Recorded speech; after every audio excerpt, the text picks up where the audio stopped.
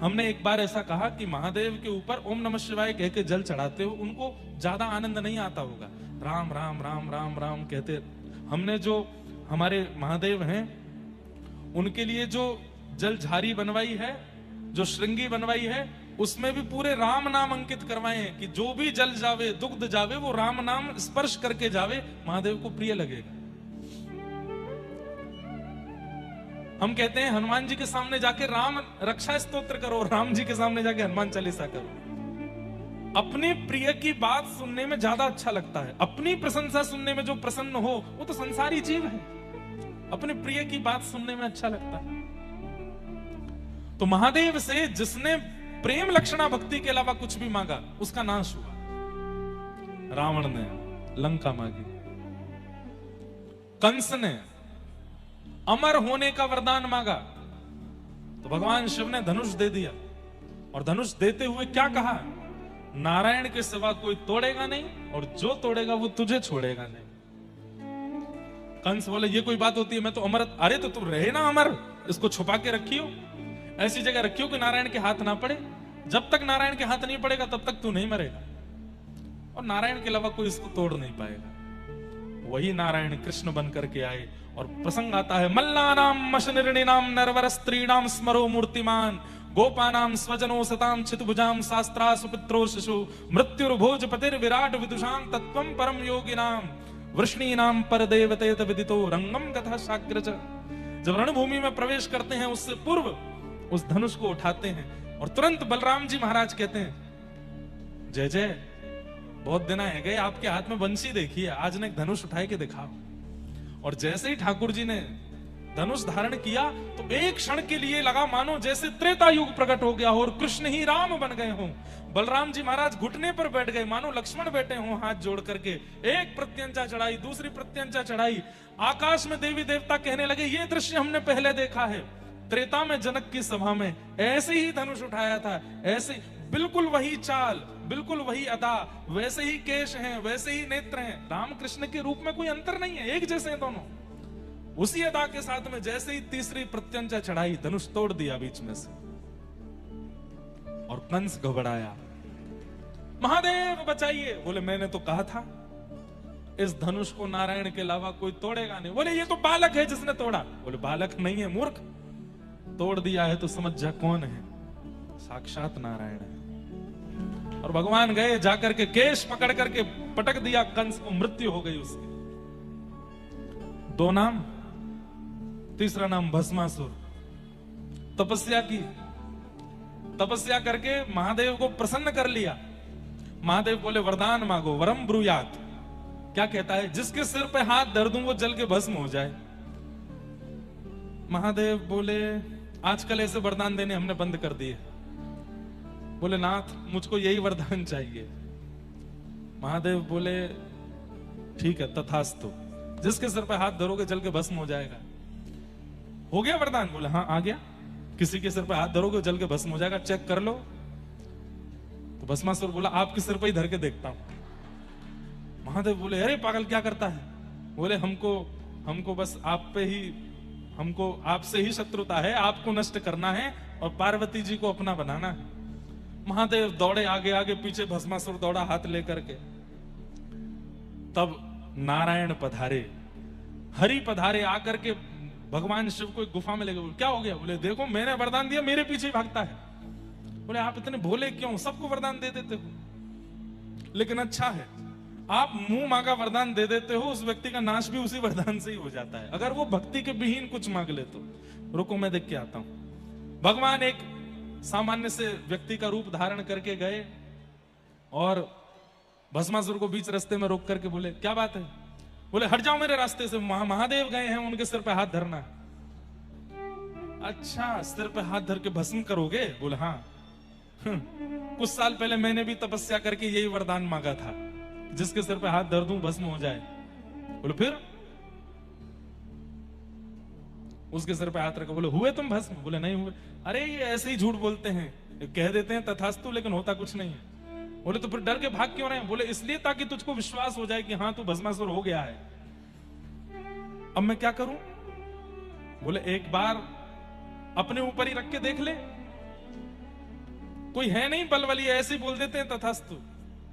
मैं जल गया तो अरे भाई, आग लगने से पहले थोड़ी गर्मी लगती है, आग लगने से पहले थोड़ी चिंगारी निकलती है, आग लगने से पहले थोड़ी सी घबराहट सी होती है। मैं पानी लेके खड़ा हूं, तू रख अपने सिर पे हाथ, और सुन एक काम कर, थोड़ा ऊपर रख, जैसे गर्म लगे तो हटा लेना हाथ। बस मासूर बैठ गया, नीचे कर, गर्म तो नहीं लग रहा? बोलो बिल्कुल नहीं, और नीचे कर। गर्मी लगी? बोलो नहीं। बाद में मत कहियो कि आपने बताया नहीं था, और नीचे कर ले। नीचे किया, तू धर ही ले यार, कुछ नहीं होगा, हम कह तो रहे। बस मासूर बोले देख लो भाई साहब, बोले धर ले, तो मैं कह रहा हूं। महादेव दूर से देख रहे हैं, जैसे इस सिर पर हाथ दिया, एक क्षण में अग्नि प्रज्वलित हुई, भस्मासुर जल के भस्म। महादेव दौड़ करके आए, प्रभु को हृदय से लगाया, जय हो प्रभु। ठाकुर जी बोले आज के बाद वरदान नहीं देना ऐसे चलते फिरते किसी को। महादेव बोले, ठाकुर जी बोले वैसे मैं सब जानता हूं, ये सब लीला आपने मुझसे मिलने के लिए की है, कि ताकि मैं आऊं और आपको सुख दूं। ये एक दूसरे के बड़े प्रेमी हैं, हरि और हर, ये एक दूसरे से मिलने का बहाना ही ढूंढते रहते हैं। जब शिव महापुराण की कथा होती है ना, तो नारायण सुनते हैं, और जब भागवत की कथा होती है तो महादेव सुनते हैं, उनको प्रिय लगता है। ऐसे प्रेमी।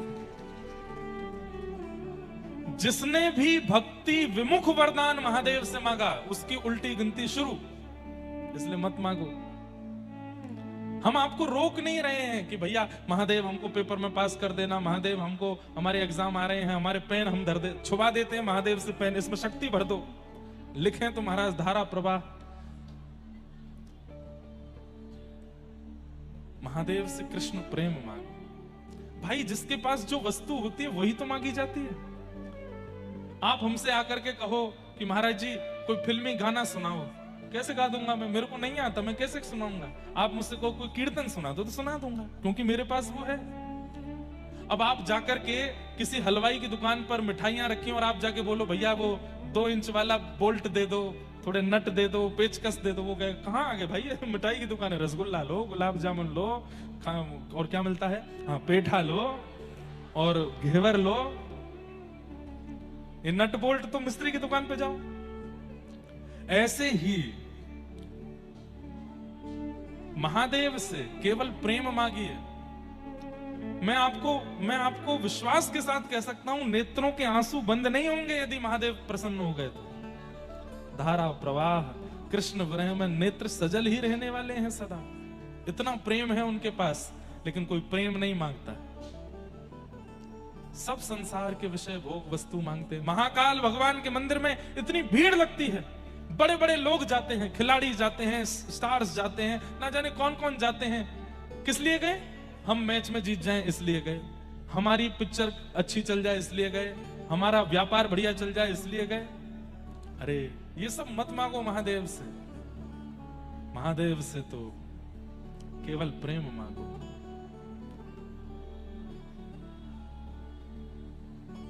नरसिंह मेहता, पता नहीं क्यों इस कथा में बार बार हमारे जो बल्केश्वर महादेव के सेवाधिकारी हैं, आप भी गुजरात से हैं ना, और नागर ब्राह्मण हैं, नागर ब्राह्मण ही हैं नरसिंह मेहता।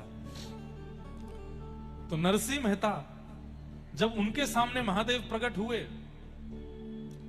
तो महादेव प्रकट होकर के सबसे पहला महादेव का स्वरूप है, पहले ही बोलते हैं वरम ब्रूयात, वरदान मांगो, ताकि अगर तुम संसारी वस्तु मांगो तो वो तथास्तु कह के तुरंत चले जाएं। वो पीछा छुड़ाना चाहते हैं, उन पर समय नहीं है बहुत देर रुकने का। नरसिंह मेहता के सामने जैसे प्रकट हो गए महादेव, तो महादेव कहते हैं वरदान मांगो। नरसिंह मेहता क्या कहते हैं? मुझे कुछ नहीं पता कि मुझे क्या चाहिए, और मैं जानता हूं, मैं कथा सुन चुका हूं, जिसने भी आपसे वरदान मांगा उसका नाश ही हुआ है। रावण का नाश हुआ, कुंभकर्ण का नाश हुआ, कंस का नाश हुआ, मुझे अपना नाश नहीं कराना। इसलिए मेरे को तो ये वरदान दे दीजिए, आपके हृदय को जो बहुत प्रिय लगता हो वो मुझको दे दीजिए। महादेव के नेत्र खुल गए, अरे वाह ये क्या मांगते हो? बोले हाँ, आपके हृदय को जो बहुत प्रिय लगता हो वो मुझको दो। महादेव बोले तुमने तो फंसा दिया हमको। बोले जय जय, अब कृपा करिए ना, आपके हृदय को जो सबसे प्रिय हो वो मुझको दो। महादेव ने कहा हाथ पकड़ो। नरसिंह मेहता छोटे बालक थे, हाथ पकड़ा महादेव का, बोले आंख बंद करो, और नेत्र बंद करके कहां जूनागढ़ में प्रकट हुए, और थोड़ी देर में जब नेत्र खोले तो यमुना जी का कलकल प्रवाह है, श्री वृंदावन की कुंज गलियों में प्रकट हो गए। महादेव स्वयं एक गोपी बनकर के हाथ में मसाल लेकर के और छोटी गोपी के रूप में नरसिंह मेहता को लेकर के रास में पहुंच गए, और वहां महाराज चल रहा है ठाकुर जी का, और महादेव नरसिंह मेहता को लेके गए, प्रिया प्रियतम के मधुर रास का दर्शन कराया। बंधुओं, कलयुग में, अरे सतयुग त्रेता द्वापर में भी वर्षों वर्षों तक प्रतीक्षा करने पर भी रास का दर्शन नहीं होता। कलयुग में एक क्षण में नरसिंह मेहता ने रास में प्रवेश कर लिया, क्योंकि महादेव की कृपा। दूसरे, आत्मदेव नाम के ब्राह्मण जिन्होंने महादेव की आराधना की, और महादेव जब प्रसन्न होकर प्रकट हो गए तो बोले, आपके हृदय की सबसे प्रिय वस्तु मुझे दे दो। महादेव बोले, भाई ये मत मांगा करो, बाकी जो चाहे मांगा करो। बोले, नहीं अब तो यही चाहिए। तो महादेव बोले, रुको। महादेव गए और श्वेत द्वीप से श्री राधा वल्लभ लाल जी को लेकर के आए और आत्मदेव ब्राह्मण को प्रदान कर दिया। वृंदावन के श्री राधा वल्लभ लाल ये महादेव ने ही प्रदान किए हैं एक ब्राह्मण को। राधा वल्लभ जी कौन है? ये महादेव के घर के ठाकुर जी, जैसे हमारे घर के ठाकुर जी हैं, सबके घर में लड्डू गोपाल हैं, प्रियालाल हैं, हमारे श्री गिरधर लाल हैं, ऐसे ही महादेव के निज ठाकुर जी हैं श्री राधा वल्लभ लाल, जो वृंदावन में विराजमान है। आत्मदेव ब्राह्मण ने कहा कि अपने हृदय की सबसे प्रिय वस्तु मुझे दो, तो महादेव राधा वल्लभ जी को लेकर प्रकट हो गए और उनको दिया। बाद में फिर कालांतर में भगवान की वंशी के रूप में श्री हितरवंश महाप्रभु आए और आत्मदेव ब्राह्मण से चित्तावल ग्राम से राधा वल्लभ जी को लेकर के वृंदावन पधारे। अरे महादेव से मांगिए, वो प्रेम देते हैं, उनके पास प्रेम ही है। पर हम लोगों को लगता है विशाल चट्टानों के बीच में रहते हैं, हिमालय पर रहते हैं, सदा योगी रहते हैं, सदा जोगी भेष में रहते हैं, तो ये शायद मनोकामना पूर्ण करने वाले होंगे। अरे वो कर देते हैं मनोकामना पूर्ण, पर उससे आपका लाभ होने वाला नहीं है। संसार की कोई वस्तु मांगी तो 10-5 साल सुखी रह लोगे, उसके बाद फिर दुखी होना पड़ेगा। इसलिए महादेव से तो अनंत सुख मांग लीजिए, और क्या मांगो? प्रेम मांगो, प्रिया प्रियतम से प्रेम मांगो, श्री कृष्ण से प्रेम मांगो, व्रज से प्रेम मांगो। तेरे कैलाशों का अंत न पाया, तेरे कैलाशों का न पाया, अंत बेअंत तेरी माया।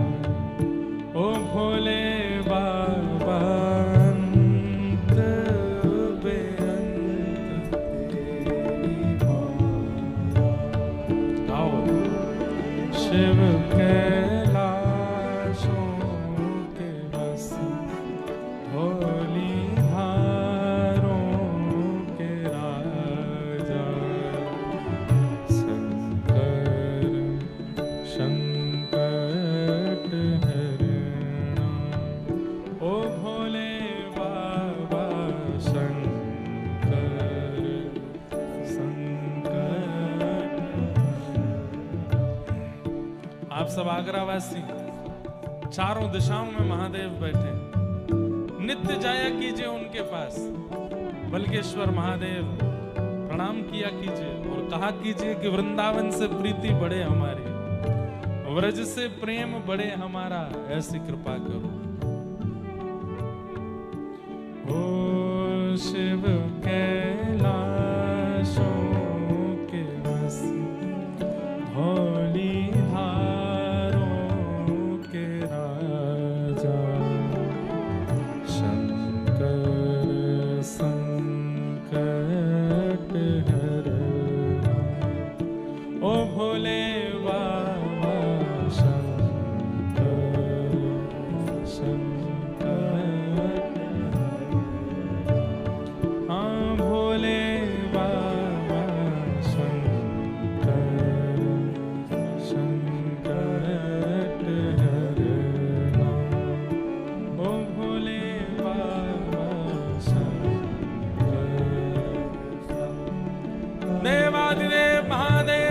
शंकर भगवान की। नेत्र बंद करके स्मरण कीजिए महादेव का।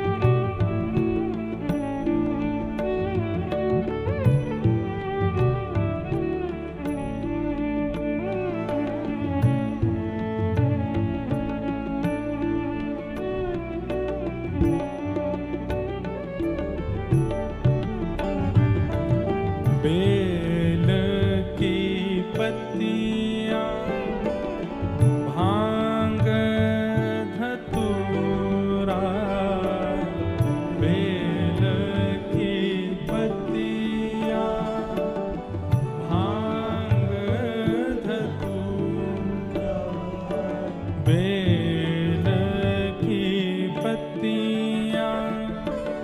भांग धतूरा, बेल की पत्तियां भांग धतूरा, हे शिव जी के मन को लुभाए, ओ भोले बाबा शिव जी के मन को,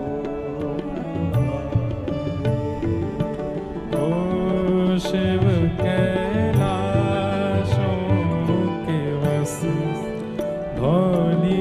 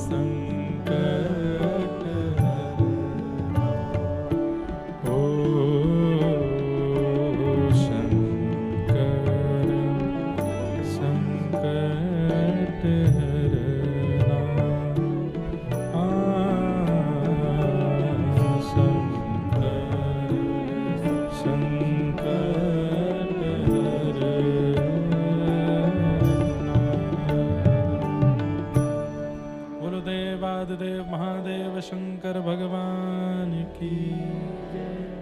नमः पार्वती पतये हर हर महादेव। तो ऐसे महादेव जिनकी कृपा सन्निधि से ये कथा हो रही है पुरुषोत्तम मास में, तो महादेव से कुछ और मत मांगिएगा, क्योंकि वस्तु मिल तो जाएगी पर लाभकारी नहीं होगी। मैं ऐसा नहीं कहूंगा कि नाश होगा, पर हाँ ऐसा जरूर है कि कलयुग में भगवान ने नाश करना बंद कर दिया है। व्यक्ति अपने कर्मों से मरता है, इसलिए ठाकुर जी यहां उद्धार नहीं करते, स्वीकार करते हैं। कलयुग में भगवान उद्धार नहीं करते हैं किसी का भी। जैसे सतयुग त्रेता द्वापर में सुदर्शन चक्र घूम रहा है, कभी भगवान की गदा चली जाती है, कभी भगवान बाण मार देते हैं, आदि आदि। कलिकाल में भगवान को हमारे ऊपर दया आती है कि भाई ये बड़े अबोध बालक हैं, इन पर क्या करें, बोले अपने कर्मों से ही मरेंगे। इसलिए यहां नाश नहीं होता, लेकिन हां यदि महादेव से कुछ ऐसा मांगा जो प्रेम विहीन है तो उससे बहुत लाभ नहीं होगा। इसलिए महादेव से मांगना है तो प्रेम मांगो। और ठाकुर जी का प्रेम मांगो, वही दे सकते हैं। भीगे देव हैं, 24 घंटा भीगे ही रहते हैं, और भीगे देव के पास जाओगे तो आपको भी भिगो देंगे, प्रेम में भिगो देंगे, भाव में भिगो देंगे। आज यही मेरे चल रहा था कि मैं पहले दिन से बल्केश्वर महादेव के चरणों में आया हूं, पर महादेव को अच्छे से स्मरण नहीं कर पाया। तो हमने कहा आज स्मरण करके ही नंदोत्सव की कथा में चलेंगे। नंदस्त्वात्मज उत्पन्ने जाता ह्लादो महामना, आहूय विप्रान वेद ज्ञान स्नातः सुचिरलंकृत, वाचयित्वा स्वस्तेनं जात कर्मात्मजस्य वै, कारयामास विधिवत् पितृदेवार्चनं तथा। नंद जी के लाला भयो है। अब सब लोग बिल्कुल ध्यान से सुनो, ब्रज लीला आपको सुना मैं। नंद जी के लाला भयो है। ऐसो हमारे पूज्य नाना जी पंडित श्री कृष्णलाल शास्त्री जी बहुत अच्छे ब्रज साहित्य के विद्वान थे। वो हमको बड़ी कथाएं सुनायो करते, मोते कहते, बोले लाला एक बात बता। मैंने कि हाँ। ठाकुर जी जन्मे देवकी के यहाँ। मैंने जी, तो फिर यशोदा के यहाँ जावे को ये औचित्य कहो। 11 वर्ष के काजी गए, फिर लौट के वहीं देवकी के पास आए गए। मैंने नाना जी आप ही बताओ। तो हमारे नाना जी एक बड़ी सुंदर कथा सुनाया करते कि नंद बाबा के कुल पुरोहित हैं श्री सांडिल्य मुनि, इसलिए हमारे ब्रजमंडल में सांडिल्य गोत्रीय ब्राह्मण अधिक मिलेंगे, और सनाड्य ब्राह्मण जिनको कहते हैं खूब मिलते हैं। तो सांडिल्य मुनि जो हैं ये नंद बाबा के कुल पुरोहित हैं। सब लोग इधर देखो, ध्यान से श्रवण करो। नंद बाबा समय समय पर यज्ञ अनुष्ठान कराते रहते हैं कि क्यों, कि हमारे वंश को वर्धन हो, हमारे वंश में कोई ऐसा बालक आवे जो हमारी पीढ़ी को आगे लेके चले, और पीढ़ी को आगे लेके चले वह बालक को संकल्प काय भाव से करें। बोले विष्णु आराधनार्थाय। जैसे लोगों के चित्त में भाव होता है कि हमारी संतान हो, उससे हम क्या उम्मीद करते हैं, क्या एक्सपेक्ट करते हैं, बड़े होकर के पढ़ लिख के विद्वान बने, हमारे वंश को आगे बढ़ावे, हमारी संपत्ति को आगे बढ़ावे, हमारा नाम रोशन करे। लेकिन नंद बाबा की उम्मीदें कुछ और हैं। क्या उम्मीदें हैं?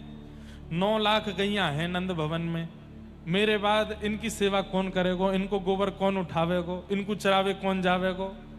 तो गैयान की सेवा के काज एक ग्वारिया चाहिए। हमारे घर में बिन बुलाए संत आते रहे, में उनको प्रणाम करवे वारो, दक्षिणा करवे वारो, उनकी सेवा करवे वारो, संत सेवा हरिजनन की सेवा करवे वारो एक सेवक चाहिए।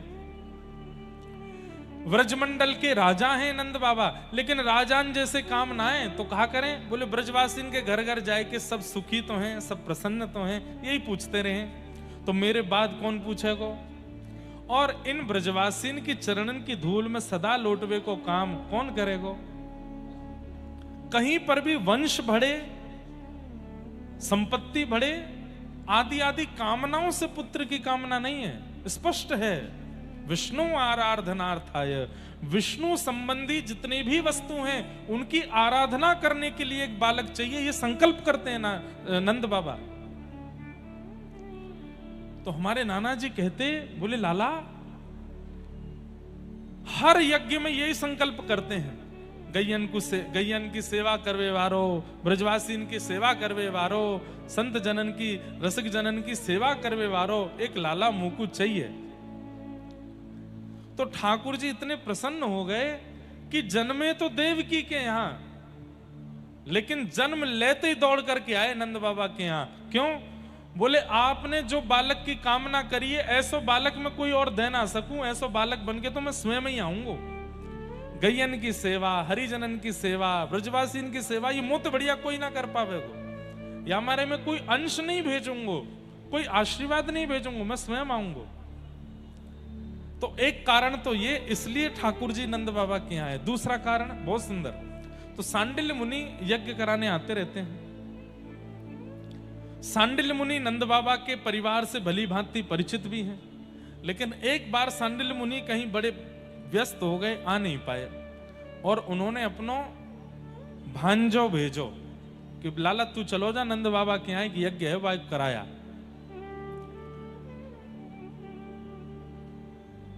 नंद बाबा यशोदा मैया सहित प्रणाम करें, और जैसे ही प्रणाम करें तो यशोदा मैया घूंघट में हैं।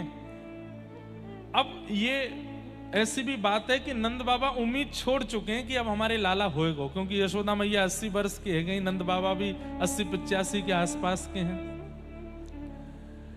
अब बस ये है कि कोई बात नहीं, यज्ञ करते रहो, अनुष्ठान करते रहो। तो वाह भाव से यज्ञ है। अब संतान के लिए यज्ञ नहीं था, संतान के लिए यज्ञ करनो नंद बाबा ने 10 वर्ष तक छोड़ दियो, क्योंकि अब उनको लगी कि अब शायद नहीं होएगा। तो जब सांडिल मुनि के भांजे आए और नंद बाबा और यशोदा मैया ने जब प्रणाम किया, तो यशोदा मैया घूंघट में है, तो नंद बाबा प्रणाम करके गए। अब नए नए ब्याह करें ना तो एक संग प्रणाम करें, लेकिन जब समय निकल तो चलो जाए ना, तो पति पहले कर जाए, फिर पीछे थोड़ी देर बाद पत्नी आवे वो करे, ऐसा होवे बाद में। नए नए तो संग ही करेंगे सब जगह। तो नंद बाबा प्रणाम करके बैठ गए, बतिया रहे, कुछ बात कर रहे। इतने में यशोदा मैया आई। तो यशोदा मैया 16 श्रृंगार करके हमेशा रहे में और घूंघट में रहे में। जैसे ही आए करके प्रणाम करी तो सांडिल मुनि के भांजे को लगी इनके घर की कोई नई बहू है, और प्रणाम करते ही माने आशीर्वाद दियो, पुत्रवती भव, चिरसौ भाग्यवती भव। यशोदा मैया उनसे तो कुछ नहीं बोली, नंद बाबा तो घूंघट उठाए के बोली, इनते कह दो ऐसो आशीर्वाद ना दियो करें जो है ना सके। तो नंद बाबा सांडिल मुनि के भांजे बोले, कहा कह रही हैं? अरे बाबा जी मेरी घरवारी है। अच्छा आपकी घरवारी है? मुंह को तो लगी कोई नई बहू होगी, मैंने तो ऐसे ही जान के आशीर्वाद दियो। अब हमने प्रतीक्षा तो बहुत करी, यज्ञ भी बहुत किए, लेकिन अब ठाकुर जी की इच्छा ना है तो कोई संतान भई ना है, तो अब हमने वह उम्मीद से यज्ञ करने बंद कर दिए। अब तो बस विष्णु प्रसन्नता के लिए हम करें। लेकिन सांडिल मुनि को भांजो नैष्ठिक ब्राह्मण बोलो, नंद बाबा एक बात सुनो। बोले कहा, मोहते निकरी है पुत्रवती भव, तो पुत्रवती भव होंगी ये। चाहे आपकी कुंडली में संतान नहीं हो, चाहे आपके घर में संतान नहीं हो, पर इनके यहां संतान होएगी होएगी होएगी। बोले ऐसा कैसे, ऐसा क्या? बोले ब्रह्म वाक्यम जनार्दनम, ब्राह्मण को बोलने की देरी होती है, उसको पूरे करने की जिम्मेवारी तो ठाकुर जी की होती है। अब मुंह से निकली है तो पूरी ठाकुर जी करेंगे। मेरे तो मोहते निकर गई कि अब इनके लाला होएगो, अब पूरी करवे की जिम्मेवारी ठाकुर। इसलिए ब्राह्मणों से कहते हैं, आशीर्वाद दे दो, ने कछु अच्छो बोल जाओ परिवार के लिए। क्यों? ब्राह्मण बोल देते हैं तो ठाकुर जी उसको पूर्ण करने में लग जाते हैं। लेकिन ब्राह्मण कैसे हों? त्रिकाल संध्या करने वाले हों, भागवत जी आदि पुराणों का नित्य पाठ करने वाले हों, ब्राह्मणोचित कर्म करने वाले हों, तो ही ब्राह्मण का आशीर्वाद फलेगा, नहीं तो नहीं फलेगा। इसलिए ब्राह्मणों को भी चाहिए कि अपने ब्राह्मणोचित कर्म किया करें। त्रिकाल नहीं तो 2 काल, 2 काल नहीं तो 1 काल गायत्री संध्या करनी है। तिलक स्वरूप के बिना माथा सूना नहीं रखना है, शिखा सूत्र धारण करने हैं, नित्य गायत्री उपासना तो करनी ही करनी। अगर ब्राह्मण ये नहीं करता तो उसकी वाणी फलती नहीं है। लेकिन ब्राह्मण यदि ये करने लग जाए, कुछ ना करे, केवल गायत्री उपासना ब्राह्मण प्रारंभ कर दे, अगर वो कह देगा कि तुम्हारे घर में ये हो जाए तो वो होके रहेगा, ये उसकी वाणी में सामर्थ्य आ जाती है। लेकिन उसके लिए ब्राह्मण को परिश्रम करना पड़ेगा, गायत्री उपासना करनी पड़ेगी। तो सांडिल मुनि के भांजे आशीर्वाद देकर के गए, बोले कि मैया अब तो पुत्र होएगो। तो हमारे नाना जी कहते, ब्राह्मणों की बात को सत्य करने के लिए और नंद बाबा जो संकल्प करें गौ सेवा, रसिकन की सेवा, संतन की सेवा, या भाव को पूर्ण करने के लिए ठाकुर जी नंद बाबा के यहाँ आए। इससे हमें क्या सीखने को मिलता है? जो नव विवाहित यहाँ बैठे हैं, जो कालांतर में जिनके घर में लाला लाली होंगे, सदा यही संकल्प करो, सुंदर हो, धनवान हो, पढ़ा लिखा हो, अच्छे भाग्य वाला हो, ऐसा मत मांगो। ऐसा मांगो गौ सेवा करवे वारो हो, संतन की सेवा करवे वारो हो, रसिकन की सेवा करवे वारो हो, महापुरुषन की सेवा करवे हो। वा के जन्म के बाद हमारे घर में विश्व भर के संतन को आगमन प्रारंभ हो जाए, हमारे घर में गैया आ जाए, हमारे घर में नित्य ठाकुर जी की प्रिय वस्तु आवे लग जाएं, ऐसो भगवत भक्त हमारे घर में जन्म ले, ये मांगो। पढ़े लिखे तो बहुत हो रहे हैं आज संसार में, पर संस्कारी बालक नहीं हो रहे हैं, बुरा मत मानिएगा। संस्कार विहीन बालक जन्म ले रहे हैं भारत में, संस्कार नहीं है उनके पास। अब तो कथाओं में आने लग गए हैं, थोड़ा बहुत सीख रहे हैं, नहीं तो बिल्कुल बड़े शहरों में आप चले जाओ, वहां के बालकों से आप मिलोगे तो यूं कहोगे भाई तू काय को आगो भारत में, बिलायत में ही चलो जा, अंग्रेजी तो नीचे बोलेंगे नहीं, उल्टे सीधे खान पान, उल्टे सीधी बातें करेंगे, उल्टे सीधे गाने सुने। संस्कार पढ़े लिखे बहुत हैं, 90% से ऊपर ही आ रहे हैं उनके, पर संस्कार में शून्य। फिर क्या होता है, माता पिता खुश तो बहुत हो जाते हैं कि हमारा बालक पढ़ लिख के विद्वान हो गया, लेकिन बाद में जब माता पिता से ही दुर्व्यवहार करता है तो दुखी रहते हैं। पढ़ लिख तो गया, लेकिन वो जो प्रेम हमको चाहिए था, वो जो संस्कार हमको चाहिए था, वो नहीं मिले। इसलिए ठाकुर जी से मांगो, नाथ संस्कारवान बालक हो। संस्कारवान बालक होगा, अगर ज्यादा पढ़ा लिखा नहीं भी होगा तो भी कहीं ना कहीं कुछ ना कुछ करके व्यवस्थित हो जाएगा। लेकिन पढ़ा लिखा हुआ और संस्कारवान नहीं हुआ, सेटल तो हो जाएगा लेकिन आपको अनसेटल कर देगा, आपको विचलित कर देगा। इसलिए ठाकुर जी से कामना करो संस्कारवान बालक हो, भक्तिवान बालक हो, ठाकुर जी की भक्ति करने वाला बालक हमारे घर में जन्म लेवे, ऐसी प्रार्थना करो। तो ठाकुर जी के घर लाला भयो, ब्रजवासीन को जैसी पतो चली कि नंद भवन में लाला भयो है, अब तो महाराज स्थिति देखो ऐसी, सब अपने अपने घर में दौड़ करके गए हैं। और सवेरे सवेरे को समय दही मथ रही थी अधिकतर गोपियां, तो वही दही ले लेकर, अरे कहां सुनवे को आई है, नंद रानी के लाला भयो है, बोले हाँ लाला भयो है। तो अब व्यवस्था हो तो व्यवस्थित वस्तु लुटाई जाए, तो व्यवस्था नहीं थी तो क्या कर रही हैं, दही मक्खन और दूध इन्हीं को ही एक दूसरे पर छिड़का रही हैं, अरे बधाई हो नंद बाबा के लाला भयो है। तब कोई ने आकर के कही, बोले कोरो कोरो सफेद सफेद दही दूध घी सब उछाल रही हो, या में सुखनाए मिल लो, ऐसो उछालो जासे ने रंग लगे। तो अंदर गई हैं, जाकर के वहां में हल्दी दूब आदि ये सब मिलाए करके लाई हैं, और महाराज दधी कानो है रो, जहां देखो वहीं पीरे पीरे दही उछाले जा रहे हैं, और सब नंद घर आनंद भयो जय कन्हैया।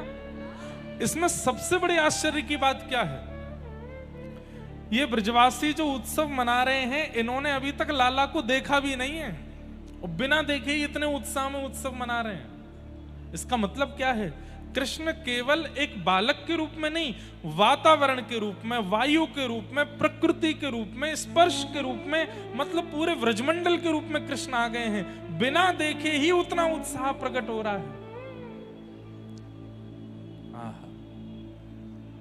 बिना फोटो देखे छोरा भ्याकू हाँ कर दे, ऐसो होवे नहीं होवे।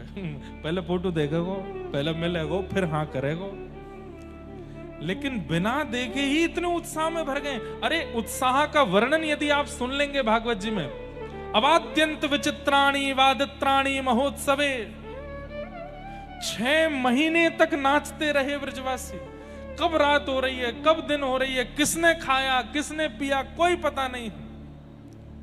एक दूसरे के कंधा पे चढ़ चढ़ के वही के सिर को ढोलक बना बना करके नाच रहे। नंद घर आनंद भयो जय कन्हैया लाल की, यशोदा के लाला भयो जय कन्हैया लाल की। ये उत्साह आया कैसे? क्योंकि केवल एक बालक के रूप में कृष्ण नहीं है, संपूर्ण व्रजमंडल ही कृष्ण बन गया है। सबको दर्शन के बाद जो सुख मिलना चाहिए वो पहले ही मिलने लगा है। सबके हृदय को शांति आनंद, मानो ऐसा लग रहा है कि अब हमारा पालक आ गया, व्रज पालक आ गया। गैयाएं भी नृत्य कर रही हैं, बछड़ा भी नृत्य कर रहे हैं, सब आनंद में हैं, सब गा रहे हैं। बंधुओं, उस उत्साह की एक बिंदु, और बिंदु भी नहीं कहूंगा, उस बिंदु का भी दशांश हम लोग अनुभव करते हैं। वो उत्साह का समुद्र कितना अद्भुत रहा होगा। बड़ी बड़ी कथाएं आती हैं नंदोत्सव की। एक कथा सुनाऊं? नंद बाबा अटारी पे खड़े होकर के लुटा रहे हैं, रत्न लुटा रहे हैं, सोना लुटा रहे हैं, हीरे लुटा रहे हैं। इतने में ही नंद बाबा कहां देख रहे हैं? सब लोग इधर देखो। नंद महर घर धोटा जायो, बरसाने से टीको आयो। ये हमारे ब्रज में गायो जाए, नंद महर घर लाला जायो, बरसाने से टीको आयो। टीको कब आवे? टीको को मतलब जाकू पूरी दुनिया में रोका बोलो जावे ना, हमारे ब्रजमंडल में वाकू टीको बोले, वाकू टीको हेरो है, मतलब संबंध पक्को है गो। लाला 6 दिना को भयो, बस अभी 100 वर भी पूरे ना भये, और 6 दिना तो ज्यादा कह रहा हूं, 2 दिना को ही भयो है, अभी 100 वर भी ना भये। इतने में कहा देखने को मिल रहा है? वर्षा है रही है का बाहर हैं? अच्छा नहीं, यही चल रहे हैं। आज ज्यादा शांति लगी तो ऐसे लोगों वर्षा तो नहीं। अच्छा, आज वृंदावन में इतनी जोर की आंधी आई है, इतनी जोर की आंधी तूफान वर्षा भई है, लेकिन आगरा में शांति। बाहर है रही है क्या बारिश? नहीं है रही। इधर देखो, यहाँ पे देखो, काय को देख रहे हो बाहर? यहाँ देखो। वैसे आज वर्षा को दिन है, क्योंकि आज गिरिराज धरण लीला है ना, है रही है। बाहर वाले झूठ बोल रहे हो, बाहर वाले तो मना करने ना है रही। अरे है रही है, भीतर इंद्रेश जी बरस रहे हैं। सुन लो, सुनो सुनो सुनो। अरे यहाँ सगाई पक्की है रही है, तुम बाहर देख रहे हो, यहाँ देखो। नंद बाबा ने देखी, ये सबरी भीड़ के बीच में थे, और ये इतनो सारो सामान सिर पर धर करके कौन आए रहो है? इतने में कोई ने हल्ला किया, अरे बाबा। बोले हाँ, बरसाने के हमारे श्री वृषभानु बाबा आ रहे हैं। नंद बाबा के बचपन के मित्र हैं श्री वृषभानु जी। वृषभानु बाबा और नंद बाबा दोनों यमुना स्नान करवे जायो करते, और दोनों हाथ पकड़ के डुबकी लगा के कहते, मेरे लाला भयो और तुम्हारी लाली भई, तो हम या मित्रता को संबंध में परिवर्तित कर देंगे, एक दूसरे को ब्याह कर देंगे। भानु बाबा भी बोलते, मेरे लाला भयो तुम्हारी लाली भई, तो हम फिर उनको ब्याह कर देंगे। बोले हाँ ठीक है। आज अभी तक किशोरी जी को जन्म नहीं भयो है। 2 मत हैं हमारे व्रज के, एक मत में किशोरी जी 1 साल बड़ी हैं, एक मत में किशोरी जी 1 साल छोटी। अब बड़ी हो चाहे छोटी हो, हम तो यही कहमे, हमारे माई श्यामा जू को राज। चाहे बड़ी हो चाहे छोटी हो, राज उन्हीं को ही है व्रजमंडल में। तो अभी तक किशोरी जी को जन्म भयो नहीं है। ठाकुर जी को जन्म भयो, और महाराज वृषभानु बाबा टीको लेके आए गए। नंद बाबा उतर करके आए। नंद बाबा को पहले लगी कि लाला हेवे की खुशी में बधाई लेके आए। नंद बाबा बोले, आओ भैया, मित्र बड़े, तुम्हारी कृपा सो और तुम सबन की कृपा सो देखो लाला भयो है। वृषभानु बाबा बोले, वो सब तो ठीक है, समधी जी लो चैन पहनो। नंद बाबा बोले, अब बोलूं कैसे? बोले, ये क्या कर रहे हैं समधी जी? अरे लाला 2 दिना को भयो अभी, और लाला 2 दिना को भयो सो भयो, बात ठीक है, इनके तो लाली है ही ना है, बिना लाली के समधी बनने। यशोदा मैया के पास कीर्ति मैया गई हैं, हृदय से लगा रही हैं, और जैसे समधी समधन मिले वैसे ही मिल रही हैं, और उनको साड़ी दे रही हैं। आपको बहुत बहुत बधाई। अब तो ये मित्रता संबंध में परिवर्तित है व्यवहारी है। नंद बाबा बेचारे कछु नहीं कह रहे हैं। भीतर लेके गए, और टोपी कुर्ता, बढ़िया सुंदर टोपी कुर्ता, और जूती। ठाकुर जी 2 दिना के छोटी छोटी जूतियां आई हैं उनकी, और पामन में पहना करके, हाथन में कड़ूला, पामन में सुंदर पहना के, और गले में हार पहना के टीको कर दियो।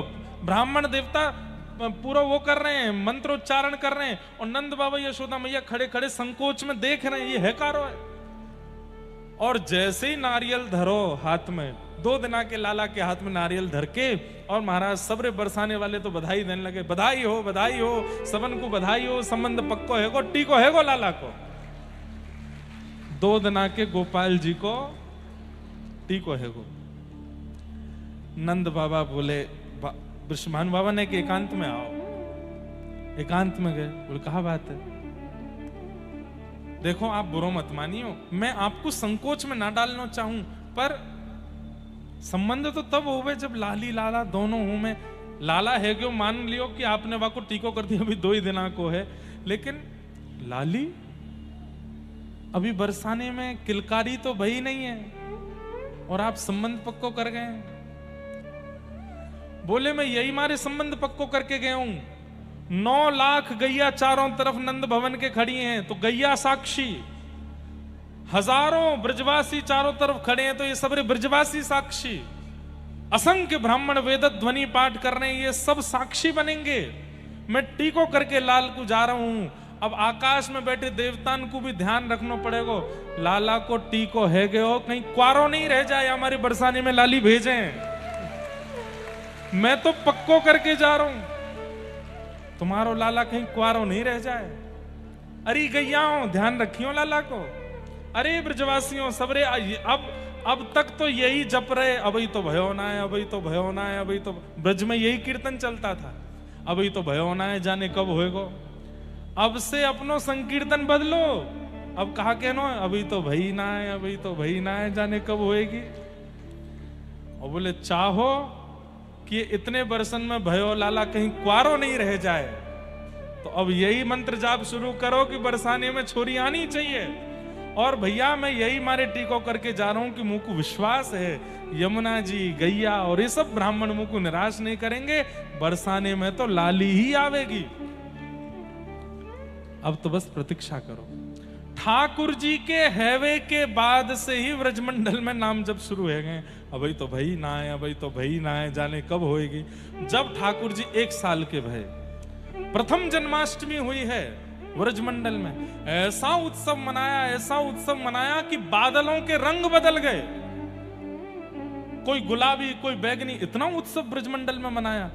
लाला 1 वर्ष के भय हैं, और वह 1 वर्ष के उत्सव में वृषभानु बाबा और कीर्ति मैया फिर से आई हैं। अब की बार कीर्ति मैया गर्व से, और बस यही प्रार्थना करके गई हैं कि 1 महीना और है, आप कृपा करिए सब मंगलमय हो। और ठीक 1 महीना बाद अष्टमी के ही दिन नंद बाबा बैठे हैं, और इतने में ही खबर आई है, बोले बाबा बधाई हो। काय बात की बधाई? काय बात की बधाई? ना ना ना ना, घर में बहू आवे वारी है, बहू को जन्म भयो, बधाई हो। ऐसी अद्भुत संरचना, ऐसी अद्भुत लीला, ऐसे अद्भुत विवाह को प्रसंग और कहीं सुनो ही नहीं होगा कि ससुर जी को बहू के जन्म की बधाई मिल रही है। नंद बाबा यशोदा मैया दोनों बड़े प्रसन्न भये। यशोदा मैया के तो नेत्रन से आंसू निकलने लगे। एक दिन 1 साल को लाला 2 दांत निकले हैं बस, अभी नेक नेक बैठना सीखे, और बिल्कुल दुल्हा जैसा श्रृंगार किया ठाकुर जी को। बढ़िया वाली अचकन पहनाई है, नीचे बढ़िया सुंदर एक धोती पहनाई है, जहां में से सब आर पार दिखाई दे रहा है। पीत झंगुलिया पहने, लाला पीत झंगुली पहने, जहां में से शाम कांति स्पष्ट दिखाई देवे ठाकुर जी के। गले में बगनखा पहनो है, सिर पर अपने घुंघराले केशन को बांध करके वहां में एक मोती बांध के एक मोर पिछ लगाया है। यशोदा मैया ने गोद में उठाए, और महाराज बैलगाड़ी में सामग्री भर करके नंद बाबा पहुंचे हैं सीधे बरसाना धाम। और बरसाने जैसे ही पहुंचे, वहां जाकर के देखा अद्भुत अद्भुत आनंद। अच्छा, एक प्रसंग ऐसा भी आता कि नंद बाबा के मन में यूं आ रही थी कि हमसे बड़ा उत्सव ना कर सके, हमने जैसो लाला के जन्म को उत्सव कियो वैसो उत्सव भानु बाबा ना कर सके। लेकिन जैसे ही बरसाना पहुंचे हैं महाराज, वहां जाकर के जब देखा है, देख करके नंद बाबा की आंख खुली रह गई। आहा, प्रगटी श्री राधा रूप अगाधा, सब सुख सादा नावे, मुनि प्रेम अगाधा मेटन बाधा, लग रही कोटि लजावे, ब्रज घर घर माई बटत बधाई। ये आगरा वाले इनको सौभाग्य है कि 2 दिना में कृष्ण जन्म और किशोरी जी को जन्म दोनों है रो। यहाँ पर कहीं कहीं कहीं कहीं मुकुट तरंग आ जाए तो मैं किशोरी जी को जन्मोत्सव कर दूं, नहीं तो हर जगह ना हो वे ऐसे महाराज। ये तो 2 दिना के भय ना जन्म नहीं भयो वहां से पहले को इनको संबंध पक्को है गयो। लेकिन ये प्रकट रूप में सब जगह सार्वजनिक कथाओं में विवाह का प्रसंग नहीं है, ये केवल रसिकों के लिए रखा गया। इसलिए कहीं कहीं गर्ग संहिता आदियों में भगवान के विवाह का किशोरी जी के साथ प्रसंग बताया गया। ये नित्य एक हैं, हमारे नित्य किशोर अजन्मा, बिहरत एक प्राण दो तन्मा। हमारी हरिदास परंपरा में कहते हैं कि प्रिया प्रियतम तो सदा सदा से एक हैं। ये कोई द्वापर में जन्म हुआ उसके बाद से इनकी प्रसिद्धि नहीं। गोलोक धाम नित्य है और वहां नित्य गोलोक धाम में प्रिया प्रियतम नित्य विहार करते हैं, नित्य एक दूसरे के संग रहते हैं। और इस नित्य केली का अनुभव पहली बार इस द्वापर युग में ठाकुर जी ने कराया। नहीं तो ये नित्य केली केवल और केवल रसिकों के लिए और महादेव सरी के कुछ देवताओं के लिए थी बस। और कोई इस नित्य प्रिया प्रियतम की केली को देख नहीं सकता था इस द्वापर से पहले। ये तो इस द्वापर में ठाकुर जी ने हम जीवों पर कृपा करके व्रजमंडल में प्रकट होकर के प्रिया जी के साथ उस नित्य केली का कुछ अंश हमें अनुभव कराया। तो लाला 6 दिना के भय और पूतना नाम की राक्षसी आई। भगवान ने अपने नेत्रन पे हाथ धर लियो। क्यों? क्योंकि भैया पूतना रूप बदल करके आई। बहुत ध्यान से सुनिए सब लोग। अत्यंत सुंदरी बनकर के पूतना आई थी। ठाकुर जी ये बात कहना चाहे भैया तुम जैसे मैंने बनाए हो वैसी ज्यादा रहे करो, ज्यादा अपने हृदय मन बुद्धि पर लीपा पोती मत करे करो। समझ में आई बात? जैसे हो वैसे मेरे सन्मुख आ जाओ। इसमें श्रृंगार का अभिप्राय नहीं है, हृदय का अभिप्राय है। हृदय बुद्धि जैसी है वैसे मेरे सन्मुख आ जाओ। ज्यादा आडंबर करके पाखंड करके यदि मेरे सन्मुख आओगे तो मैं तुमको देखूंगा नहीं, अपनी आंख मूंद लूंगा, जैसे मैंने पूतना को नहीं देखा। ठाकुर जी के नेत्रों के अधिकारी बनिए। कथा क्या है? कथा भी एक श्रृंगार घर है। यहां पर आने वाले प्रत्येक श्रोता का श्रृंगार किया जाता है। और श्रृंगारी कौन है? हम श्रृंगारी हैं। और श्रृंगार की सामग्री क्या है? कथा, कीर्तन, भजन और उपदेश। ये हमारे पास सामग्री है। इन सामग्रियों से हम आप सबका श्रृंगार कर रहे हैं। लेकिन श्रृंगार में भी होता है ना कि जब कोई श्रृंगार कराता, नहीं ये हमको मत लगाना, नहीं ये हमको नहीं लगवाना। तो ऐसे ही यहां पर बैठे हुए श्रोता भी हैं, किसी भाव के प्रति उनकी भावना होती है, नहीं ये हमको नहीं चाहिए, हाँ ये वाला हमको चाहिए। तो जो श्रृंगार आपको प्रिय लगता है आप करा लेते हो। श्रृंगार किस लिए किया कराया जाता है? किसी को रिझाने के लिए। पर यहां हो रहे श्रृंगार से केवल और केवल राधा रमण लाल ही रीझते हैं।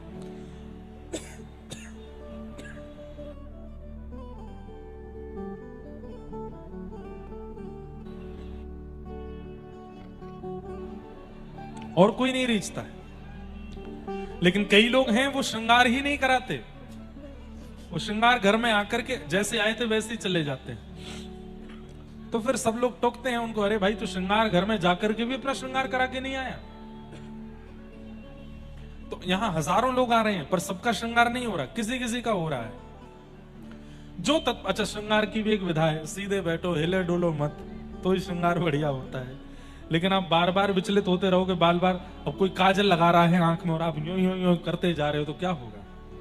जगन्नाथ जी बन जाओगे, कारे कारे ऐसे आंख है जाएंगे। तो इसलिए कथा का प्रत्येक प्रसंग एक श्रृंगार है। और ये 7 दिन में 7 पेटियां खोल करके श्रृंगार किया जाता है। 7 दिन में जब आपका श्रृंगार युक्त हो जाता है तो 7 दिन बाद आप ठाकुर जी को अपने उस रूप से रिझाने लगते हो। रूप का नहीं होता है, अंतरंग रूप का होता है। उस अंतरंग रूप से अगर ठाकुर जी रीझ गए तो प्राप्त हो जाते हैं। पूतना राक्षसी है पर परम भक्त बनकर के आई है, परम दीन बनकर के आई है। ठाकुर जी को ये पाखंड बिल्कुल प्रिय नहीं। इसलिए भक्तों से हमारा निवेदन है, पाखंड से बचा कीजिए। पाखंड भक्ति के साथ आ जाता है कभी कभी, जब लगता है कि लोग बाग हमसे इंप्रेस हो रहे हैं, लोग बाग हमारी भक्ति हमारी भावना से खुश हो रहे हैं, तो हम फिर उसका आडंबर करने लगते हैं। हमको लगता है किसी ने कुछ ये जो फुसफुस चल रही है इसमें कुछ छिड़का है, सुगंधी तो आई लेकिन हमारे गले में पहुंच गई है। इसलिए बीच बीच में वो अवरोध जैसा हो रहा है। क्या बता रहा था मैं? हाँ, पूतना को भगवान ने नहीं देखा। पूतना को ना देखने का दूसरा कारण क्या है कि पूतना जब व्रजमंडल में आई तो जितने भी लोग कीर्तन कर रहे थे सब कीर्तन छोड़ के उसको देखने लग गए। इतनी सुंदर बन के आई। इसका मतलब हरि भजन परायण, हरि भक्त परायण लोगों का जो ध्यान भंग करता है उसको ठाकुर जी नहीं देखते हैं। जो कथा से आपको विमुख कर रहा है, भजन से विमुख कर रहा है, भक्ति से विमुख कर रहा है, नाम जप से विमुख कर रहा है, उसको ठाकुर जी फिर देखते नहीं है। क्यों? तेरे कारण मेरे भक्तों का भजन छूट रहा है, तुझे मैं नहीं देखूंगा। दूसरा कारण पूतना को ना देखने का। यह बहुत बड़ा दुर्भाग्य है कि ठाकुर जी के इतने समीप जाकर के भी पूतना भगवान के नेत्रों की अधिकारिणी नहीं बन पाई। भगवान गोद में गए, उसके पयोधर का पान किया और जैसे ही उसके प्राणों को पीने लगे, प्राणे समम रोष समन्वितो पिबत, यशोदा मैया कहीं बाहर चली गई थी। पीते पीते भगवान ने जैसे उसके प्राण पिए, विशाल रूप धारण कर लिया। सामुंच मुंचाल मित प्रभाषणी, बालक छोड़ चिल्लाने लगी। ठाकुर जी बोले या तो मैं आसानी तो पकड़ू ना हूं और एक बार जाकू पकड़ लूं फिर वाकू ठिकाने लगा के छोड़ू। मौसी जी रो मत। 6 दिन के बालक जब बोलने लगे, पूतना बोली अरे बालक बोलता है, छोटा सा बालक बोलता है। और भगवान ने जैसे ही प्राण पिए पूतना का वध हो गया। बोलो पूतना मर्दन भगवान की। 6 दिन के ठाकुर जी ने पूतना का वध किया। एक बहुत सुंदर कारण हमारे पूज्य पिताजी बताते हैं कि ठाकुर जी ने नेत्र बंद करके महादेव को याद किया। क्यों? महादेव, हम तो दूध घी दही मक्खन पीवे खावे आए हैं, पर ये मौसी देखो हमको जन्म लेती विष पिवावे आई है। अब विष पीवे को अधिकार और विष पीवे का अभ्यास हमारे पास तो है नहीं। इसलिए हे महादेव, आप मेरे कंठ में आकर के बैठ जाओ और मैं जैसे ही आपको पयोधर पीऊंगो, वह पयोधर में से जितनों भी विष तत्व है वो आप पी लियो, दूध में पी जाऊंगो। या हमारे ठाकुर जी ने महादेव को स्मरण किया। अद्भुत लीलाएं हैं ठाकुर जी की। पूतना का वध किया, जोर की आवाज हुई, ब्रजवासी बोले कहां भयो? तो जाके देखी नंद भवन की पीछे की दीवार टूटी पड़ी और विशाल विकराल पूतना पड़ी है। सब लोग पहले नंद भवन के भीतर गए, लाला कहां है? ना पलना में है, ना बिस्तर पे, ना यशोदा मैया के पास। जैसे ही सबने झांक करके देखी तो पूतना के ऊपर ठाकुर जी लेटे। दौड़ करके सबने ऊपर से ठाकुर जी उठाए। अब इसमें भी हमारे नाना जी बड़ी सुंदर बात बताते। बोले लाला, ठाकुर जी की, जैसे मैंने एक प्रश्न किया था, ठाकुर जी राक्षसों को प्रधानता देते हैं कि भक्तों को? बताओ। भक्तों को। सब यही उत्तर दोगे। तो फिर पूतना के लिए वीवीआईपी ट्रीटमेंट, उसको अंदर तक बुला लिया, पलना तक आ गई, वो उसकी गोद में भी चले गए और जो सुख किसी को नहीं दिया उसका पयोधर भी पी लिया। क्यों? तो ये मैंने प्रश्न नाना जी से किया तो हमारे नाना जी ने इतना सुंदर उत्तर दिया कि आप सुन के आनंदित हो जाओगे। हमारे नाना जी बोले लाला देख, ठाकुर जी जब प्रकट भये तो 6 दिना के अंदर लगभग ब्रजवासी ने लाला के दर्शन कर लिए, लाइन लगा के सबने देख लिए। गुस्सा है गई कौन? गौशाला की सबरी गैया। बोले जबरदस्ती अपना नाम धर रखो, गौ ब्राह्मण प्रतिपालक श्री कृष्ण। अरे काय बात के गौ ब्राह्मण प्रतिपालक? 6 दिन है गए जन्म लिए और अभी तक गौशाला में हमको दर्शन देवे नहीं आए हैं। हम गैया हैं, हमारे खुर हैं, 4 पांव में, हमको कोई भीतर नंद भवन में तो लेके जावे को नहीं। हम यहाँ बंदी भई हैं गौशाला में और चारों धर दियो गए और ये चराती रहो और दूध निकाल के लाला को अभिषेक करती रहो। काय बात को करें? लाला अनेक नेत्रन को तो दिखे, एक बार आके हमारा स्पर्श कर जाए, कहा बुराई है? अरे हमारे काजे पृथ्वी पर आयो तो हमते आके मिलना चाहिए सबसे पहले। सो ठाकुर जी के पास ये पुकार गैयान की पहुंच गई। ठाकुर जी बोले अभी मैं 6 दिना को हूं, कहीं चल के बाहर आ गया तो सबरे ब्रजवासी डर के भाग जाएंगे। 6 दिना को लाला चलन लगो।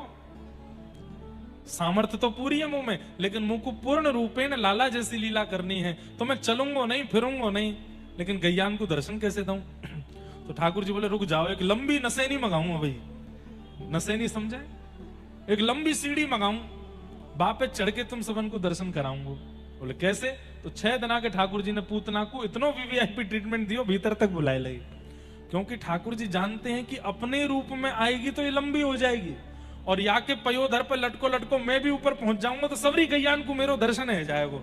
जितनी गैया हैं सब मेरो दर्शन कर लेंगे। गैया लगे अति प्यारी जग पालन हारी, गैया लगे। बहुत प्रिय लगती है ठाकुर जी को गैया। और गैयान को दर्शन देवे के काजे ठाकुर जी ने पूतना को माध्यम बनायो। इसलिए कहीं भी किसी भी लीला में किसी राक्षस को प्रधानता ठाकुर जी दे रहे नहीं, अंतरंग रूप से किसी ना किसी भक्त के ऊपर कृपा कर रहे हैं। उसके द्वारा भी भक्तों के लिए ही आए हैं वो। जैसे ही पूतना के ऊपर से ठाकुर जी उठाए तो गैया व्याकुल है गई। ठाकुर जी को दूर से देखो है, इच्छा मन में है लगी कि हम पास से न देख लें। सो ठाकुर जी ने एक और लीला कर दी। कैसे? जैसे ही ठाकुर जी पूतना की गोद से उठाए तो सब गोपी बोली, अरे 6 दिना को लाला ये राक्षसी आई गई और याने आए करके कहीं कोई अला बला लाला पे टोना टोट का नए कर दियो हो, कहां करें। तो सबरी ब्रजवासी गोपी बोली, लाला को लेके गौशाला चलो, गौमूत्र से स्नान करामेंगी, गौ गोबर या के अंगन पे लगामेंगी और गैया की पूंछते या को झाड़ो लगा देंगी, सोई सबरी अला बला निकल जाएंगी। ठाकुर जी मंद मंद मुस्कुरा रहे हैं, अब तो खुश हो गैया हूं, तुम्हारे पास ही आ रहा हूं। सोई सबरी गोपी लेकर के ठाकुर जी को गौशाला गई। गौमूत्रेण स्नापित्वा पुनर्गौरज सार्वकम। गौमूत्र से ठाकुर जी को स्नान कराया। रक्षाम चक्रुश्च सक्रता द्वादशांगे सुनाम भी। भगवान को गैया की पूंछ से झाड़ा लगाया। ये एक ये टोना टोटका नहीं है, ठाकुर जी की अलावला को दूर करने के लिए यशोदा मैया का एक उपचार है। आज की माताएं भी कर सकती हैं। देसी गैया जहां विराजती हो, बालक बहुत रो रहा हो, बहुत विचित्र बेचैन हो रहा हो, समझ ना आ रहा हो क्या दिक्कत है, ले जाओ गैया के पास, बैठ जाओ बालक को गोद में लेके। थोड़ी देर जो आपको स्तुति आती है वो स्तुति गैया के सामने बैठ के गाओ और गैया की पूंछ से अपने बालक को झाड़ा लगाओ। गैया की चरण रज लेकर के लाला के 12 अंगों पे लगाओ, 12 अंगों पे लगाओ और 12 अंगों पर लगा करके थोड़ा सा गौमूत्र और गौ गोबर का मिश्रण लेकर के हल्का सा टीका उसके माथे पर लगा दो और ये सब सामग्रियां घर ले जाओ। जब तक बालक 6 महीना 1 साल का ना हो, गौ गोबर गौ रज नित्य लगाओ उसको। कोई अला बला टोना टोटका रोना धोना कुछ नहीं होगा उसको। क्यों? क्योंकि यही उपचार व्रजपालक ठाकुर जी के लिए यशोदा मैया करती हैं। आपके लाला तो नेक्से से हैं, एक घर के पालक हैं, तो उनको कर दो। गौशाला। गैया जानवर नहीं है, गैया पशु नहीं है, गैया तो भगवान की वैद्य है। जैसे हमारे वैद्य डॉक्टर हैं, ऐसे भगवान की वैद्य है गैया। उसकी सब सामग्री वैद्य के समान है, औषधि के समान है। इसलिए अपने अपने बालकों को कम से कम 5 साल तक बालकों का जन्मदिन गौशाला में ही मनाना चाहिए, गैयाओं के बीच में ही मनाना चाहिए। आप कहेंगे महाराज जी 5 साल ही क्यों, जीवन भर मनाओ, उससे बढ़िया तो कुछ हो ही नहीं। हमारे लाल जी जन्माष्टमी उत्सव करके शाम के समय वृंदावन में भक्तिपद गौकुलम है, लाल जी की गौशाला, वहां जाते हैं और गैयान के बीच में बैठते हैं। गैया उनको चाटती हैं, गैया उनको प्रेम से, खूब हम कुछ छेड़ते भी नहीं, कभी कभी गिरा दें लाल जी को, बढ़िया प्रेम से गैयाओं के बीच में लाल जी रहते हैं, बहुत आनंद करते हैं। होली खेलने ठाकुर जी गैयाओं के पास जाते हैं। 2 नियम हैं उनके ठाकुर जी के, एक तो 3 नियम है, गोपाष्टमी, जन्माष्टमी और होली। 3 दिन लाल जी गौशाला जाते हैं, गैयाओं के बीच में ही रहते हैं। इसलिए अपने अपने बालकों को भी गौशाला ले जाया करो। इस प्रकार भगवान ने पूतना का वध किया। आगे भगवान का पलना महोत्सव हुआ और इसी बीच करवट महोत्सव मना। पहली करवट ली लाल जी ने 3 महीना के जब भये। करवट लेते ही पूरे ब्रजमंडल में नगाड़े बजन लगे, लाला ने करवट ले ली, लाला ने करवट ले ली, बधाई हो। ब्रजवासी इकट्ठे है गए। लाल जी को मैया ले जाकर के एकांत में बैलगाड़ी के नीचे कपड़ा को झूला बना के वहां में सुवाए दें। इतने ब्रजवासी आ गए, लाला को छेड़े, चैन ते सो जाएगो। लाल जी जैसे थोड़ी देर झूलते झूलते सोए, यशोदा मैया उठ के वहां से चली गई। लाल जी ने तुरंत आंख खोल करके देखी, अच्छा मैया, बड़े बड़े योगी तपी जपीन को मैं मिलू ना हूं और तो पे कृपा करके मैं तेरे पास आया, तुम को अकेलो छोड़ के चली गई। ठाकुर जी कभी नहीं चाहते कि हम उनसे दूर जाएं, सदा उनके पास रहें, ये उनको अति प्रिय लगता है। हर किसी के लिए नहीं। जो प्रेम लक्षण भक्ति करते हैं उनको ठाकुर जी कभी नहीं चाहते कि ये मुझसे दूर जाएं। कई लोग वृंदावन से वापस आने में जब रोते हैं ना, वो नहीं रो रहे हैं, ठाकुर जी भावुक हो रहे हैं। ठाकुर जी कह रहे हैं मत जाओ, यहीं रह जाओ, हमारे पास ही रह जाओ, हमसे दूर मत जाओ। बहुत प्रिय लगता है ठाकुर जी को अपने भक्तों को देखते रहना। रोज नए नए वस्त्र पहन के श्रृंगार करके टिपटॉप बन के तैयार होते हैं बिहारी जी, राधा वल्लभ जी, राधा रमन जी। किसके लिए? आप सबको देखने के लिए। अरे हम लोगों में भी आलस्य आ जाता है तो पुराने वस्त्र दोबारा पहन लेते हैं। हमारे ठाकुर जी पुराने वस्त्र कभी नहीं पहनते, रोज नए वस्त्र पहनते। क्यों? आज मेरा वो एक सेवक आरो है, वाकू दर्शन देनो हमको। कितना प्रेम करते हैं ठाकुर जी, बहुत प्रेम करते हैं। इसलिए उनके प्रेम को स्वीकार किया करो। यशोदा मैया जैसे उठ के दूर गई, ठाकुर जी बोले अच्छा मैया तुम होते दूर जा रही है, अभी बताऊं। अब इसमें मान लो कि ठाकुर जी को पता था, या ये भी मान लो कि नहीं पता था। ठाकुर जी ने तो मैया को बुलाने के लिए क्रिया की। क्या? बैलगाड़ी पर लंबा पैर किया, और लंबा पैर करके भगवान ने, और जैसी बैलगाड़ी से छुपाया पीछे करके तक के मारी, सो बैलगाड़ी 3 बार आकाश में घूम करके नीचे गिर गई। उसी समय सक्टासुर नाम का एक दैत्य आया था और उसी बैलगाड़ी के ऊपर आके बैठा था। भगवान ने तो बैलगाड़ी गिरी की आवाज होगी तो मैया लौट के आ जाएगी, लेकिन उसी बीच सक्टासुर नाम के दैत्य का भी वध हो गया।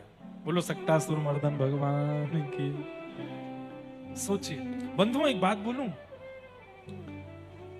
ठाकुर जी की माया बड़ी अद्भुत है।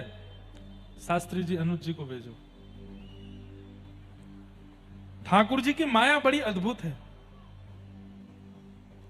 और वो अद्भुत माया कैसी है कि एक बार मार्कंडे ऋषि का नाम सुना है? मार्कंडे ऋषि ने भगवान से क्या प्रार्थना की कि मुझे आपकी माया का दर्शन करना है। ठाकुर जी बोले भैया कैसे? तुमको तो 5 साल का जीवन था बस मार्कंडे ऋषि का। महादेव की कृपा से, बड़ी अच्छी कथा है मार्कंडे ऋषि की। मार्कंडे ऋषि एक काशी के ब्राह्मण के यहाँ आपका जन्म हुआ, तो काशी के ब्राह्मण ने तप करके महादेव को प्रसन्न किया। महादेव प्रसन्न होकर के बोले वरदान मांगो। बोले एक पुत्र दे दीजिए। तो महादेव बोले कुपुत्र दें कि सुपुत्र दें? बोले ये कैसा प्रश्न है? बोले कुपुत्र देंगे उसकी आयु तो लंबी होगी लेकिन परेशान बहुत करेगा, और सुपुत्र सुख तो बहुत देगा लेकिन अल्प आयु में चला जाएगा। तो ब्राह्मण देवता बोले भगवान कुपुत्र मत दो, सुपुत्र ही दे दो, अल्प सुख ही ले लेंगे हम। तो महादेव ने मार्कंडे ऋषि के रूप में बालक उनको प्रदान किए और कह दिया ये बालक केवल 5 वर्ष जिएगा। ब्राह्मण देव तो सुनकर अरे जय जय ये क्या किया, 5 वर्ष का जन्म बस? बोले बस यही है। महादेव अंतर ध्यान हो गए। अब वो उस बालक को लेकर के हर संत के पास जामे, उनके चरणों में प्रणाम करें, आप आशीर्वाद दो, दीर्घायु हो, दीर्घायु हो। सब लोग ध्यान से सुनो, इधर देखो, दीर्घायु हो। एक बार काशी की गलियों में लेकर के ब्राह्मण अपने बालक को घूम रहे थे, तब सप्तऋषि आए। सप्तऋषि कौन है? महादेव के प्रथम 7 शिष्य ही सप्तऋषि हैं। अचानक से वे सप्तऋषि आ गए और ब्राह्मण देवता ने अपने बालक को उनके चरणों में बोले आप इसको आशीर्वाद दो। वो बालक प्रणाम करने में इतना निपुण हो गया था, 2-3 साल की उसकी उम्र हो गई थी। वो प्रणाम इतना अद्भुत करता था कि जो संत जन होते थे उससे प्रभावित हो जाते थे। सप्त ऋषियों ने आशीर्वाद दिया, दीर्घायु भव। तो ब्राह्मण देव बोले भगवान, अच्छा वो ब्राह्मण क्या करते थे? जब आशीर्वाद देते थे उसके बाद बताते थे कि महादेव ने इसको केवल 5 वर्ष जीने का आज्ञा की है और आपने दीर्घायु कर दिया, अब आप संभालो इसको, दीर्घायु होनी चाहिए। सप्तऋषि बोले तुमने तो हमको फंसा दिया, महादेव ने इसको 5 साल जीने की आज्ञा दी, हमने इसको दीर्घायु कर दिया, अब क्या करें? बोले मैं नहीं जानता, 2 साल और बचे, इसके 3 साल का है, अब आप ही बचाओ, नहीं तो आपका आशीर्वाद विफल हो जाएगा। सप्तऋषि बोले सीधे महादेव के पास तो नहीं जा सकते, हमारे गुरुदेव हैं वो। तो उस बालक को लेके ब्रह्मा जी के पास गए और बालक से कहा ब्रह्मा जी को लंबी दंडौत करना और जैसे तुम करते हो वैसे ही करना। गोल मटोल बढ़िया सुंदर स्वरूप था। ब्रह्मा जी को जाकर के आहा ऐसे दंडौत करें, फिर उठें, फिर दंडौत करें, फिर कभी नासिका से दंडौत करें, कभी एक पैर पे एक पैर रख के दंडौत करें। ब्रह्मा जी इतने खुश हो गए, अरे अरे अरे वाह वाह वाह, बड़ा प्यारा लाला है, दीर्घायु भव। सुनो, सप्तऋषि बोले अब हमारा कंटक कटा, अब तुम जानो। ब्रह्मा जी बोले मतलब? बोले इस बालक को 5 वर्ष जीने की आज्ञा महादेव ने दी है। हमको भी ऐसे प्रणाम किया था तो हमने इसको दीर्घायु भव ऐसा आशीर्वाद दिया कि भाई खूब बढ़िया लंबी आयु जियो, दूधो नाओ पूतो फलो। अब दूधो नाओ पूतो तो तभी फलेगो जब लंबी आयु जिएगो। हम तो घबरा गए थे, पता जब चला कि 5 साल का ही इसको आज्ञा है महादेव की, तो हम आपके पास ले आए। अब बढ़िया, अब आप जानो, आपका काम जाने, इस बालक की आयु लंबी होनी चाहिए। ब्रह्मा जी बोले क्या करें? तो ब्रह्मा जी उस बालक को लेकर सीधे महादेव के पास गए और महादेव के चरणों में और बढ़िया बोले ऐसे ही प्रणाम करना, इधर देखो, इधर देखो, यहां देखो, ऐसे ही प्रणाम करना। जैसे ही उस बालक ने प्रणाम किया, महादेव भी देख करके प्रसन्न हो रहे, वाह बहुत, इधर आओ, बहुत बढ़िया, प्यारा लाला, दीर्घायु भव। ब्रह्मा जी बोले सप्तऋषियों खुश हो जाओ, मैं भी खुश हूं, जिसने वरदान दिया उसी ने आशीर्वाद दे दिया। महादेव बोले क्या हुआ? बोले ये वही बालक है काशी के ब्राह्मण का जिसको आपने 5 साल जीने की आज्ञा दी थी। ब्रह्मा जी मंद मंद मुस्काने लगे। महादेव बोले कोई बात नहीं, ब्राह्मण को बुलाया, बोले ले जाओ बालक को। बोले महाराज वो 5 वर्ष वाला जो आप बताए थे, बोले नहीं होगा। बोले हुआ तो? बोले हम देखेंगे, 5 वर्ष पूर्ण होते ही मैं आऊंगा काशी में, फिर से प्रकट होऊंगा मैं। और मार्कंडेय बालक जब 5 वर्ष के हुए, यमराज प्रकट हो गए और यमराज प्रकट होकर के जैसे उस बालक को पकड़ने लगे, इतने में ही त्रिशूल आया महादेव का और ब्रह्मा जी के यमराज के सामने आकर खड़ा हो गया। बोले नहीं छू सकते इस बालक को। बोले क्यों? 5 वर्ष में इसको जाना है। महादेव प्रकट हो गए। बोले भगवान आपने ही प्रथम वाक्य दिया है कि ये 5 वर्ष में जाएगा, और ये हमारे देव समाज का नियम है कि पहली बात पहले पूरी होगी, दूसरी बात बाद में। तो पहली बात है कि 5 वर्ष में इसको जाना है, तो वो तो पहले होगा। अब आपने इसको वरदान दिया, आशीर्वाद दिया, वो मैं नहीं जानता। महादेव बोले सुनो, हमारे सामने बैठो। बैठ गए। बोले मानवों के 5 वर्ष और ब्रह्मा के 5 वर्ष और हमारे 5 वर्ष और नारायण के 5 वर्षों में अंतर होता है। हमारे 5 वर्ष कैसे होते हैं? 1 साल, 2 साल, 3 साल, 4 साल, 365 दिन 1 साल के 5 बार अगर हम कर लें तो हमारे 5 साल हो जाएंगे। लेकिन ब्रह्मा जी का 5 साल ऐसा नहीं है। ब्रह्मा जी का 5 साल कैसा है? सतयुग त्रेता द्वापर कलयुग, सतयुग त्रेता द्वापर कलयुग, सतयुग त्रेता द्वापर कलयुग, सतयुग त्रेता द्वापर कलयुग। जब 71 टाइम्स बीत जाएगा तब ब्रह्मा जी का 1 दिन होगा। ऐसे ब्रह्मा जी के 5 साल, ऐसे ब्रह्मा जी भी जब 100 साल जीते हैं तब महादेव का 1 दिन होता है। तो महादेव बोले हमारे 5 साल के अनुसार तो ये बालक कब तक जीवित रहेगा यमराज? आप इसको लेकर के नहीं जा सकते। हमारे 5 साल तक ये बालक रहेगा। इसलिए मार्कंडेय ऋषि आज भी चिरंजीवी हैं, आज भी जीवित हैं। भगवान की माया कैसी, मैं इस विषय पे बोल रहा था। तो मार्कंडेय ऋषि ने भगवान से कहा कि मुझे अपनी माया दिखाओ। तो ठाकुर जी ने कैसे माया दिखाई? मार्कंडेय ऋषि अपने आश्रम पर बैठ करके हवन कर रहे थे, ओम भू स्वाहा, और जैसे ही समिधा छोड़ी उसी समय उनके नेत्र बंद हुए। और नेत्र बंद होते ही आश्रम तो अंतर्ध्यान होगा, सामने से लंबी चौड़ी लहरें आ रही हैं, समुद्र में तूफान आ रहा है, प्रलयकालीन समुद्र हो रहा है, आकाश से हाथी के सूंड के समान बूंदें गिर रही हैं, पृथ्वी चटक चटक करके जगह जगह से प्रलयकालीन समुद्र में डूबती जा रही है, सब नष्ट हो गया। एक लहर देखी जो हिमालय की सबसे ऊंची चोटी के ऊपर से आ रही है, पूरा पृथ्वी प्रलयकालीन समुद्र में डूब गई। लेकिन तभी क्या देखते हैं? सब मर गए, अकेले मार्कंडेय ऋषि बचे हैं। तभी एक वट वृक्ष का पत्र बहता हुआ आया और उस पर नन्हे से गोपाल जी अपने पैर के अंगूठा को पी रहे हैं।